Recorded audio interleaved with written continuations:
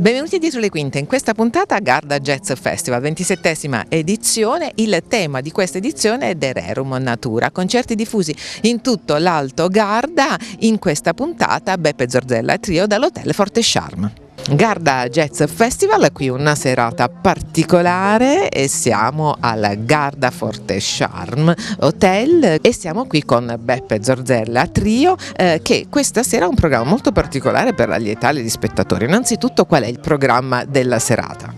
Allora, il programma della serata è vario, ci sono brani tradizionali del jazz degli anni 60, mentre alcuni brani sono originali del chitarrista, e il trio nasce circa 20 anni fa. C'è un aneddoto interessante che io misi in una cartella file Trio Rovigo. Perché Trio Rovigo? Perché la prima data che abbiamo fatto l'abbiamo fatta a Rovigo e quindi da lì è nato come Trio Rovigo. Ecco, quindi i brani, come dicevo, passano da brani conosciutissimi, suonati da Tom Morello e da Dizzy Gillespie, alcuni brani italiani di Bruno Martino. Come nasce l'ispirazione? Tu che sei un compositore, come funziona? È qualcosa che tu vivi a tavolino oppure da quello che vedi? Come nasce la vera ispirazione musicale?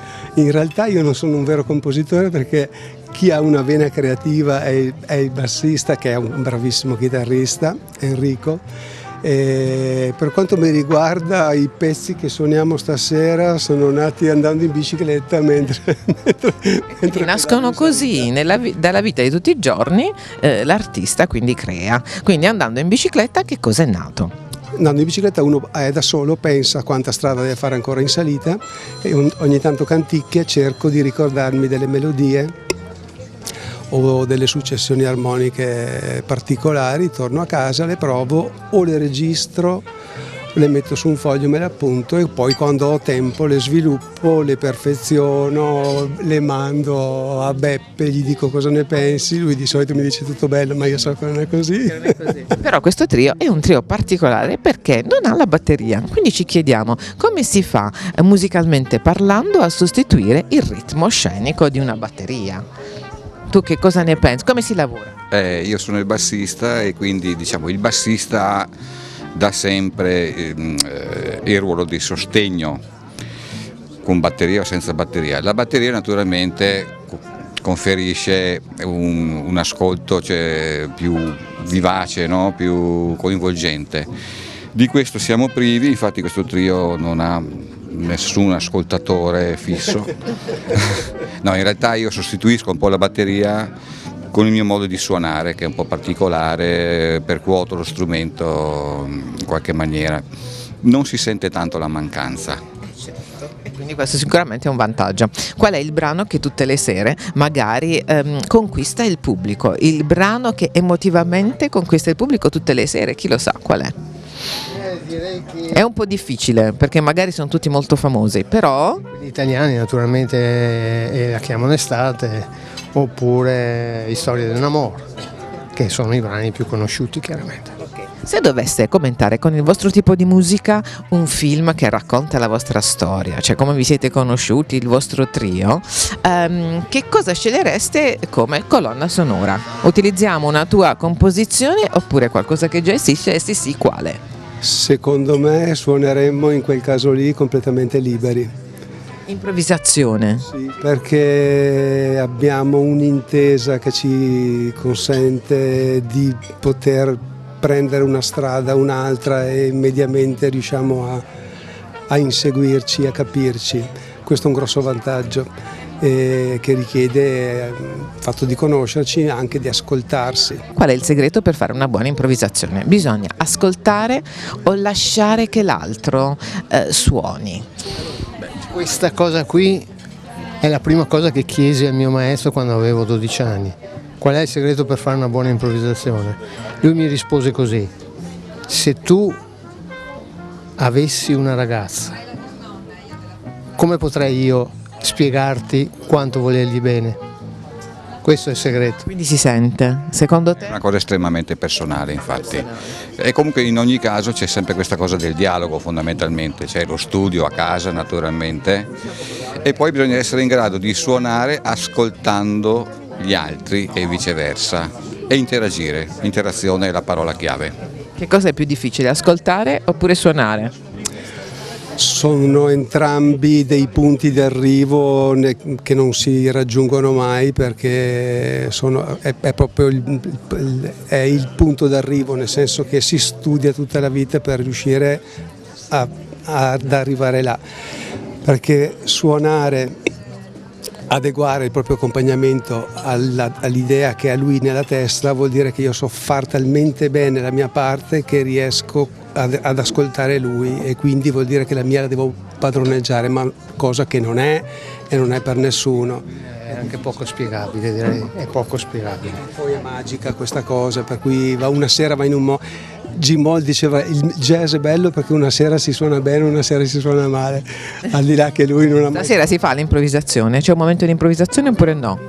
Continuo, è tutta improvvisazione. Naturalmente abbiamo dei canovacci da seguire che sono le forme dei brani e comunque è tutta improvvisazione. Chi gestisce questa situazione di improvvisazione tra i tre? Viene gestita collettivamente. Collettivamente, quindi è qualcosa di complesso. Voi guardate e suonate, sapete quando intervenire. Suoniamo a casaccio, seguiamo uno schema, diciamo, che è quello del brano, però improvvisiamo tutto. Okay, ma il pubblico influenza una performance, nel senso che magari se c'è un pubblico un po' più freddino, in quel caso come si fa? Cambiate un po' direzione? Cioè cambia quello che fate oppure no? Ci raffreddiamo anche noi. Quindi c'è un bel problema qui, insomma, quindi anche molto questione di pubblico, giusto? Bravissima, bravissima. Un consiglio da dare ai giovani che vogliono fare musica oggi, secondo voi che cosa bisogna fare? Beh, innanzitutto prepararsi con un buon studio, perché come diceva giustamente Enrico, l'improvvisazione non è a caso, suonare a caso, quindi preparare bene tutta la preparazione, diciamo, sullo strumento, sull'armonia, sulla tecnica e poi dimenticarla. Sono d'accordissimo, bisogna innamorarsi della fatica di studiare. Ascoltare tanta musica, ascoltare quello che hanno fatto tutti gli altri, perché sicuramente c'è già un mondo di cose fatte e per fortuna ogni giorno si scopre qualcosa che non conoscevamo, quindi l'ascolto. Grazie mille per essere stati con noi, adesso un saluto al pubblico di Dietro le Quinte. Ciao, da Trio Rovigo, Beppe Zorzella, Enrico Terragnoli, Rudy Speri, buon ascolto, ciao. buon ascolto. Banda Adriatica festeggia i suoi 20 anni di attività e lo fa con un tour internazionale. È partito da Tirana e arriva in Puglia. Sentiamo che cosa ha da dirci Claudio Prima. Claudio Prima, un bel ventennale in musica con Banda Adriatica. Allora, innanzitutto come si fa a reggere per 20 anni? Qual è il segreto? La voglia di salire sul palco, di suonare, ha sempre permesso che ogni piccolo contrasto venisse superato e poi dopo un po' si diventa una famiglia si sa quello che si deve dire e soprattutto si sa quello che non si deve dire per mantenere tutto in ordine e in equilibrio. E parliamo del vostro tipo di fare musica, un'influenza anche balcanica, pugliesi, però anche con una contaminazione di generi. Come nasce questo progetto?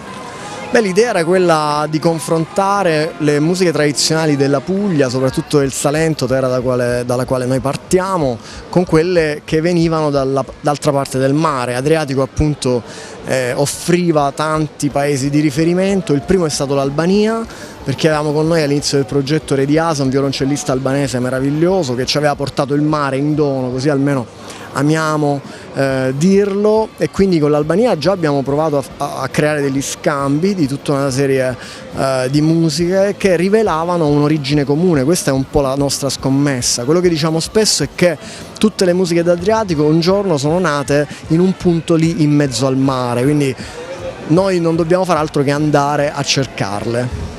Se dovessero fare un film con la vostra storia e quindi la storia della Banda Adriatica, che colonna sonora scegli per questo film?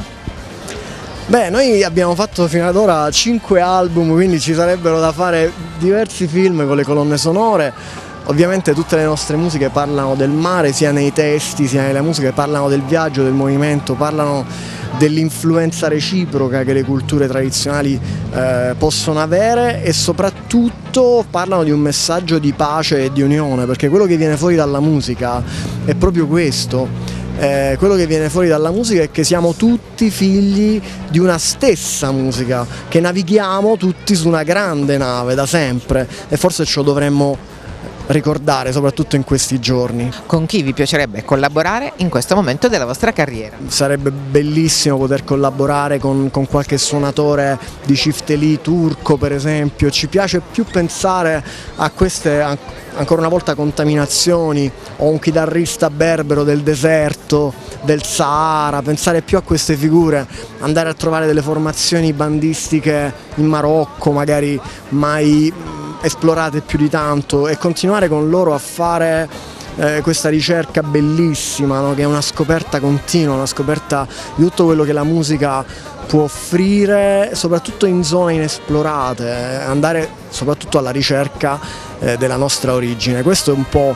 Poi se devo pensare ad un nome, che ne so, ti posso dire Celentano, dai, facciamo una cosa con lui e lo buttiamo dentro, sarebbe sicuramente divertito ad sperimentarsi anche con la musica popolare. Come nascono le vostre idee? Più a tavolino oppure guardando, girando? Come nasce l'ispirazione musicale? Beh, può nascere in tanti modi, ma ti dico, quello che abbiamo sperimentato viaggiando in barca a vela nel mare, quindi mettendoci in prima persona a sperimentare il mare, proprio a farlo strumento, no? di movimento, di navigazione, quel tipo di ispirazione, tutto quello che ci siamo portati da quel viaggio ancora risuona dentro di noi. Dopo un viaggio del genere tu torni a casa che puoi scrivere chilometri e chilometri di fogli di musica, perché quel tipo di esperienze ti arricchiscono tanto, e il nostro modo di esprimerle, di esprimere le emozioni che abbiamo vissuto, gli incontri eccetera, è la musica, quindi da lì viene tutto. Come è cambiato il vostro modo di fare musica in questi 20 anni e come vedi il futuro della banda Adriatica? È cambiato di ogni volta, diciamo, ogni album che abbiamo fatto, ne abbiamo fatti 5 e un altro, il prossimo uscirà dopo l'estate. È cambiato perché ci siamo riferiti ad una geografia diversa. All'inizio siamo partiti più appunto Salento, Albania, i Balcani, tantissimo, abbiamo incontrato le fanfare che venivano dalla Serbia, dalla Macedonia, Boban Markovic, la fanfara Kociani Orchestra, la Ciocarlia, il Mistero delle voci bulgare, quindi eravamo un po' in quell'area geografica. Poi ci siamo spostati verso i lembi estremi del Mediterraneo, la Turchia, il Libano, quindi è cambiato un po' il raggio d'azione, le sonorità, fino ad arrivare per esempio al Nord Africa nelle ultime perlustrazioni sonore, che quindi hanno aperto a tantissime altre influenze, possibilità. Quindi diciamo che le geografie cambiano e quindi il nostro suono si adatta, anche se bisogna dire che poi dopo 20 anni la cosa che ci viene in qualche modo riconosciuta è che il sound rimane sempre lo stesso, quindi anche cambiando un po' le geografie di riferimento, la riconoscibilità di quello che suoniamo rimane inalterata. Un consiglio per i giovani che vogliono fare musica oggi, che cosa devono fare? Non accontentarsi dei primi ascolti, scoprire, studiare, ricercare. È chiaro che i giovani sono molto influenzati, così come noi lo siamo stati a nostro tempo, da quello che viene proposto, no? Dalle radio, dalle televisioni, ed è bellissimo anche essere in un mood condiviso con tantissimi altri coetanei, ma chi vuole fare musica adesso, con tutte le possibilità che ci sono, deve mettersi alla ricerca di qualcosa di speciale. Se la vostra musica fosse un colore, che tipo di colore sarebbe e perché? Questo è facile, sarebbe blu come il mare, è blu da sempre, sia per il mare sia per la notte, perché di notte le navigazioni diventano misteriose, si perdono i punti di riferimento, si rimane fermi in barca guardando le stelle, e se non le sai leggere bene non sai dove ti porterà il vento del giorno dopo. Grazie mille di essere stato con noi, adesso un saluto al pubblico di Dietro le Quinte. Vi auguriamo un'estate meravigliosa e piena di musica, seguiteci perché i concerti sono tanti, il tour del ventennale toccherà tantissime tappe in Puglia, all'estero e anche in Italia. Seguiteci sui social e ascoltate la musica adriatica che fa bene.